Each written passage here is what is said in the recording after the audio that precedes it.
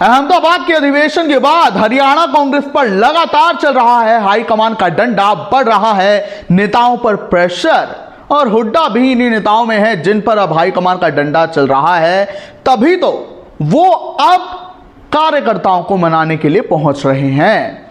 जी हां, और आखिर लोगों ने ऐसा क्यों कहना शुरू कर दिया है हाईकमान के इस मूव के बाद कि शायद हुड्डा गुट से ही अगला नेता प्रतिपक्ष हो सकता है।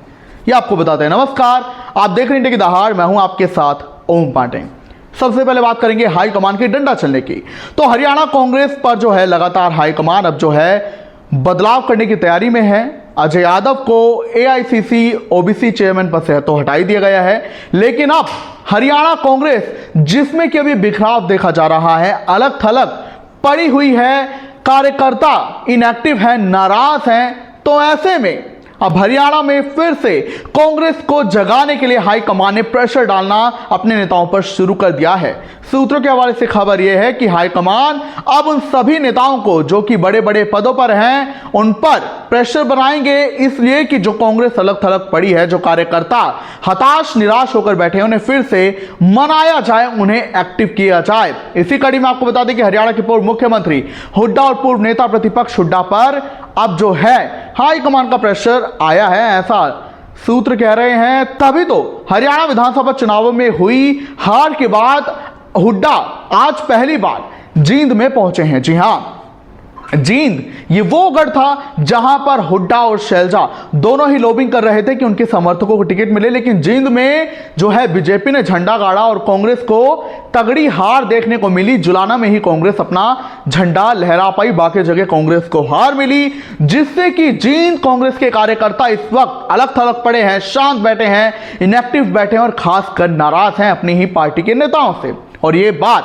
हाईकमान को पता है, लिहाजा हाईकमान ने जो है अब हुड्डा को यह जिम्मेदारी दे दी है कि भाई तुम उन सभी नाराज नेताओं को मनाओ, नहीं तो अच्छा नहीं होगा। तभी तो हुड्डा जींद पहुंचे और वो आज उन सभी नेताओं को मनाएंगे जो कि नाराज होकर बैठे हैं। इसी कड़ी में आपको बता दें कि वो जो है जिन कार्यकर्ताओं के घर पर जाएंगे वो आपको बता देते हैं।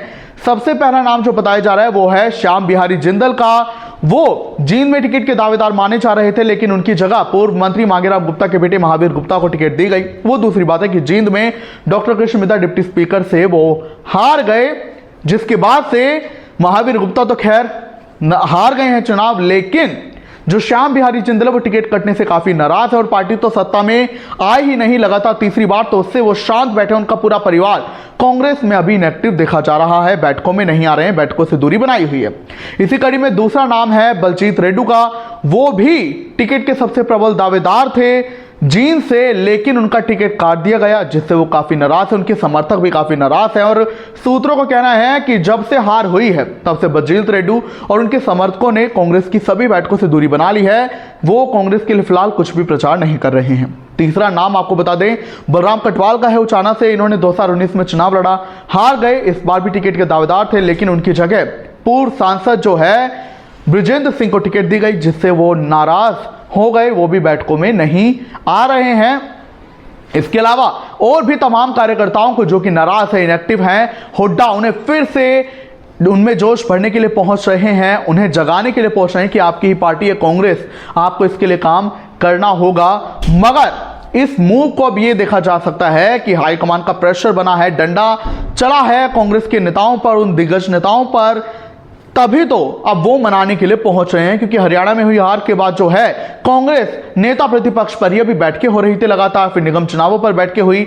वो दूसरी बात है कि निगम चुनावों में भी हार मिली और नेता प्रतिपक्ष पे अभी तक नहीं मिल पाया है। एक बात जो मिसिंग रह गई थी, अगर हम देखें हरियाणा विधानसभा में हुई हार के बाद, वो ये था कांग्रेस का कार्यकर्ताओं में फिर से जोश बना। जहां बीजेपी को तीसरी बार लगातार जीत मिली तो बीजेपी ने धन्यवाद रैलियां की, दूसरी ओर कांग्रेस को जब हार देखने को मिली तो कांग्रेस अलग थलग दिखाई पड़ी, नेताओं ने दूरी बना ली, बयान देने से बच रहे हैं, इतना मीडिया में नहीं आ रहे, बैठकों से दूरी बनाए हुए हैं। और कांग्रेस ने भी दूसरी ओर कोई भी कोशिश नहीं की कि हम ऐसे कार्यक्रम रखें, हम ऐसी बैठकें करें जिससे कार्यकर्ताओं में फिर से जोश जगे, एक नई अलग आए। और दूसरी बात यह थी कि नेता प्रतिपक्ष भी अभी तक नहीं चुन पाया है। और अब मैं अपनी दूसरी बात पर आता हूं कि आखिर यह खबर क्यों मानी जा रही है कि शायद हुड्डा गुट से ही अगला नेता प्रतिपक्ष हो सकता है, भले ही वो हुड्डा ना हो, पर उनके गुट से ही हो सकता है, क्योंकि अब ये जिम्मेदारी नाराज कार्यकर्ताओं को मनाने की हुड्डा को दी गई है। अगर नेता प्रतिपक्ष किसी और गुट से होता तो शायद वो जिम्मेदारी उन नेताओं को दी जाती, उन सभी नाराज नेताओं को मनाने की, मगर ये जिम्मेदारी अभी हुड्डा को दी गई है। और अभी तो जींद से शुरुआत हुई है, धीरे धीरे पूरे हरियाणा में हुड्डा क्या पता दौरा करे और सभी नाराज कार्यकर्ताओं को फिर से जगाए, मनाए। तो ऐसे में यही माना जा रहा है राजनीतिक पंडितों की ओर से भी कि अगला नेता प्रतिपक्ष हुड्डा गुट से ही शायद हो सकता है। तभी हाईकमान ने उन्हें नाराज नेताओं को मनाने की जिम्मेदारी दे दी है ताकि संगठन भी फिर से खड़ा हो। क्या कुछ आप कहेंगे, मैं जरूर बताएं।